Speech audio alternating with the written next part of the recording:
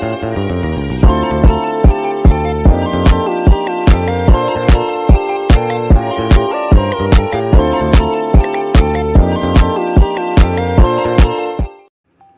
di sini saya akan menjelaskan tentang teori psikoanalisa. Pengertian psikoanalisa. Psikoanalisa adalah pendekatan dalam psikologi yang dikembangkan oleh Sigmund Freud pada akhir abad ke-19 dan awal abad ke-20. Pendekatan ini berfokus pada bagaimana pikiran bawah sadar memengaruhi perilaku manusia. Psikoanalisa berusaha untuk memahami dinamika internal yang tak tampak seperti dorongan, konflik, dan trauma masa lalu yang diyakini dapat memengaruhi perilaku individu di masa kini. Sejarah psikoanalisa. Sejarah psikoanalisa dimulai dengan Sigmund Freud, seorang neurolog asal Austria yang dikenal sebagai pendiri aliran ini. Berikut ini adalah gambaran singkat mengenai perkembangan psikoanalisa. Awal mula penelitian Freud tahun 1880-an. Pada akhir abad ke-19, Freud bekerja sebagai dokter neurologi di Wina, Austria. Ia mulai tertarik dengan pasien-pasien yang menderita gangguan fisik tetapi tidak menunjukkan kelainan fisik yang jelas. Ia kemudian bekerja dengan Joseph Breuer, seorang rekan kerjanya yang memperkenalkan metode talking core, penyembuhan melalui percakapan, yang menjadi dasar untuk pengembangan terapi psikoanalitik. Fungsi psikoanalisa.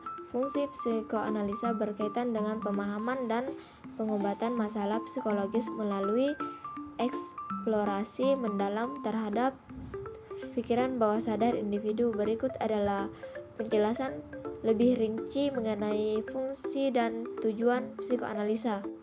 Fungsi psikoanalisa yang pertama menyelidiki pikiran bawah sadar.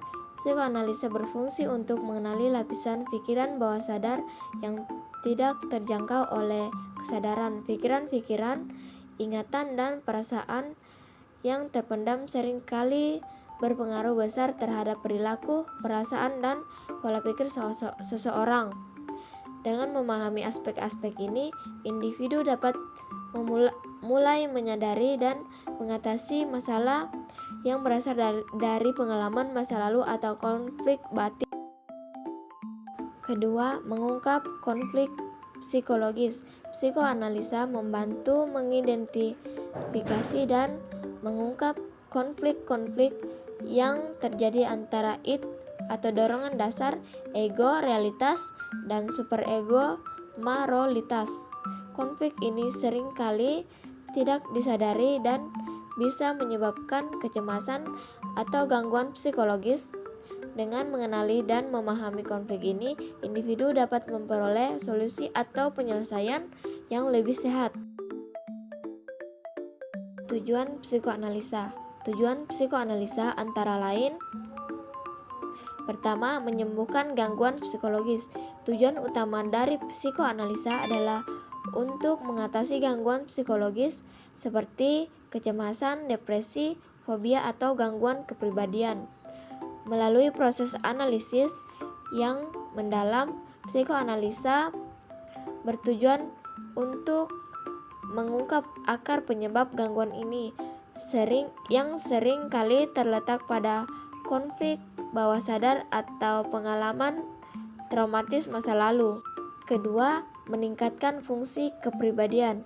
Psikoanalisa bertujuan untuk meningkatkan keseimbangan antara id, ego, dan superego, sehingga individu dapat mengatasi tekanan dari berbagai sumber, baik internal maupun eksternal, dengan cara yang lebih adaptif. Ini bertujuan untuk meningkatkan fungsi psikologis dan memperbaiki kesejahteraan emosional. Teori psikoanalisa memiliki beberapa teknik, salah satunya yaitu teknik analisis mimpi. Analisis mimpi adalah proses untuk memahami menginterpretasi dan mencari makna dari mimpi yang dialami seseorang. Dalam analisis mimpi, seseorang berusaha untuk menggali pesan atau simbol-simbol yang muncul dalam mimpi yang dapat mencerminkan perasaan, konflik, atau keinginan yang tidak disadari. Tujuan utama dari analisis mimpi adalah untuk memperoleh wawasan mengenai kondisi emosional, psikologis, atau bahkan spiritual seseorang berdasarkan pengalaman mimpi yang dialami. Analisis mimpi dapat dilakukan secara pribadi atau dengan bantuan seorang ahli seperti psikologis atau terapis untuk membantu mengungkapkan perasaan yang mungkin tidak disadari atau untuk memahami perubahan dan perasaan dalam hidup seseorang. Penerapan di sekolah. Tujuan untuk memahami dan menangani masalah psikologis yang dialami oleh siswa serta untuk mendukung perkembangan emosional siswa dan akademik mereka. Pendekatan psikoanalitik dapat membantu guru, konselor sekolah, dan profesional psikologi dalam menciptakan lingkungan belajar yang sehat dan mendukung. Berikut adalah beberapa cara penerapan psikoanalisa di sekolah. Pertama, mendeteksi dan menangani masalah emosional dan psikologis. Psikoanalisa dapat digunakan untuk membantu mengidentifikasi dan mengatasi masalah emosional yang mungkin tidak terlihat jelas seperti kecemasan, fobia, depresi, dan gangguan perilaku. Misalnya, anak yang sering mengalami kesulitan dalam berinteraksi dengan teman-teman atau menunjukkan perilaku agresif bisa jadi mengandung konflik emosional yang mendalam, seperti masalah dalam hubungan dengan orang tua atau pengalaman traumatis. Konseling psikoanalitik. Terapis atau konselor di sekolah dapat menggunakan teknik seperti asosiasi bebas, analisis mimpi, atau wawancara mendalam untuk membantu siswa menggali masalah yang tidak disadari yang mengarah pada perilaku atau emosi negatif. Membantu anak mengungkap perasaan yang terpendam. Psikoanalisa memberikan kesempatan bagi siswa untuk mengungkapkan perasaan atau pengalaman mereka secara bebas tanpa takut dihakimi. Ini bisa membantu mereka memahami dan mengelola emosi mereka dengan lebih baik. Contoh kasus. Berikut adalah contoh kasus yang menggambarkan penerapan psikoanalisa untuk memahami dan mengatasi masalah psikologis seorang individu. Kecemasan dan perilaku menghindar pada seorang remaja. Latar belakang, seorang remaja berusia 16 tahun, sebut saja Siti, datang ke seorang konselor sekolah dengan keluhan merasa cemas dan takut ketika harus berbicara di depan umum. Meskipun secara akademis ia pintar dan sering diminta untuk mempresentasikan tugas di kelas, Siti selalu merasa panik, berkeringat dingin, dan merasa dirinya akan gagal. Ia bahkan sering menghindari tugas kelompok karena harus berbicara di depan umum, di depan teman-temannya. Jadi, langkah psikoanalisa yang harus diambil adalah penyelidikan asosiasi bebas. Dalam sesi konseling, konselor menggunakan teknik asosiasi bebas di mana Siti diminta untuk berbicara tentang apapun yang muncul dalam pikirannya tanpa filter. Siti menceritakan bahwa sejak kecil ia sering dibandingkan dengan kakaknya yang lebih tua, yang selalu berhasil dalam segala hal dan dianggap lebih pandai.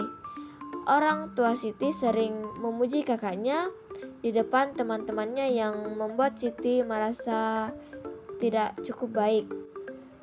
Mengeksplorasi masa lalu dan hubungan keluarga. Konselor menggali lebih dalam mengenai hubungan Siti dengan orang tuanya, terutama dengan ibu yang sangat ambisius. Siti merasa ibu sering tidak puas dengan prestasi yang ia raih dan selalu menginginkan yang lebih. Ia merasa tertekan dan merasa tidak pernah bisa memenuhi harapan orang tuanya, yang memunculkan rasa cemas dan ketakutan akan kegagalan. Analisis konflik bawah sadar. Berdasarkan wawancara, konselor mengidentifikasi bahwa Siti memiliki konflik antara keinginan untuk diterima dan dicintai, dan superego, nilai-nilai dan harapan yang ditanamkan oleh orang tua. Ketakutan Siti berbicara di depan umum berakar pada rasa takut akan penilaian dan kegagalan, yang sebenarnya merupakan